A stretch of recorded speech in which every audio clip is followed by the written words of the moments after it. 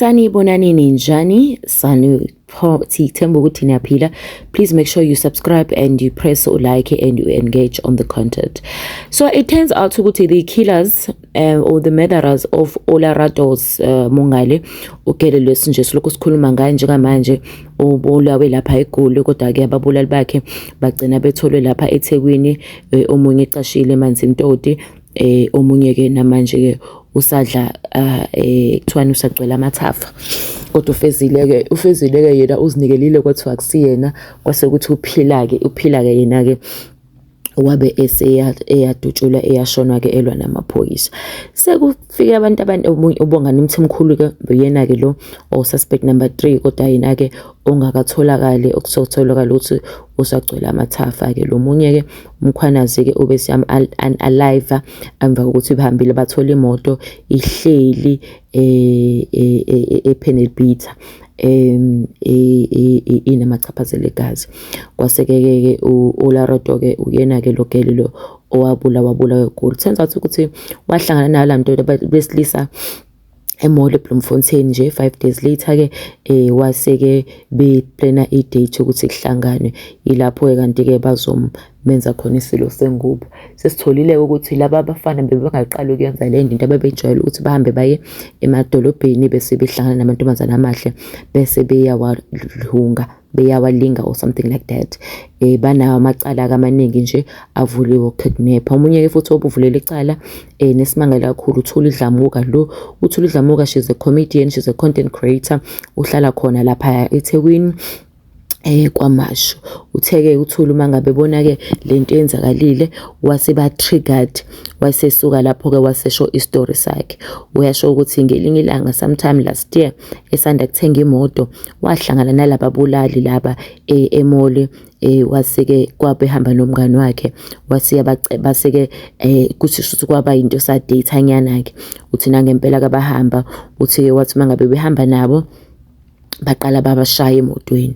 Uthi ke ngathi besishaya uthi I begged for my life, I apologize ngingenzanga lutho, they took everything is coming back and my emotions are truly all over the place, I'm not okay.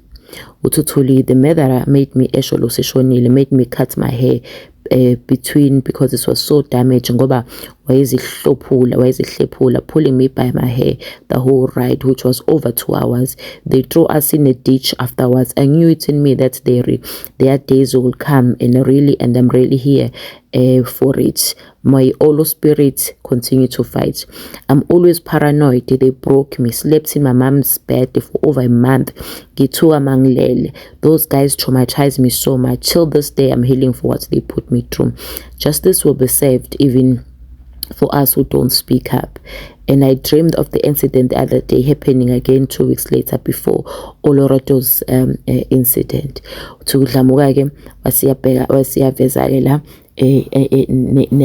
nama case number ahamba wayoyivulela labantu. But ke manje singa understand ukuthi baba bakhishwa kanjani kodwa vele bekushiya ukuthi njoba bephumile nje bebephume ngebail.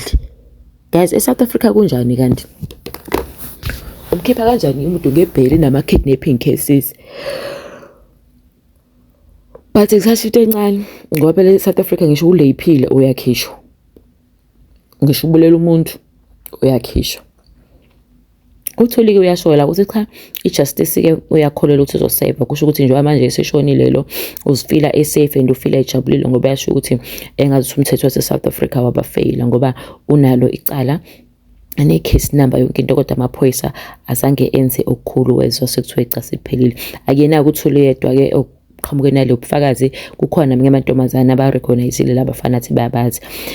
Okumangazeka ngale ugeleke lo Olorado safethu uthi uyahamba noma wakhe kathi hlangana labafana lapha begqoka amakhephu nezibuko. Seyitholakala footage yakhe wasebemcela inamba ke wasiyabanikeza 5 days later ke wasiyahamba. Abantu abaningi ba-accuse manje bathi awu 5 days later kanti guys ulinda isikhathi singanansi uya kwi-date nomuntu ngoba wahlangana nomuntu namhlanje ntamba amaningi ivumelana ukuthi nihamba nayo kwi-date. I-date bafethu uya kwi-date nomuntu ayinayo i-timeline, kufana nokulala nomuntu, akunayo i-timeline yokulala nomuntu. Ungahlangana nomuntu namhlanje nilale namhlanje nibe right futhi nishade, noma nilale namhlanje nihlukane futhi ningaphinde nikhulumisane. Izinto nje mezidaliwe sometimes zenzakala, sisho ukuthi phela kanjani, kodwa nje lento ukuthi uthi manje usibani bani ngihlangana naye sengombona next year, njengoba ngihlangana naye kuJune namhlanje ngoze ngiyokubona ngoJune next year. Ayikho leyo nto bafethu, kudlalwa ngani, ngidlala ngathi isikhathi nje. I think mina isikhathi mase sifike isikhathi soke sesifikile.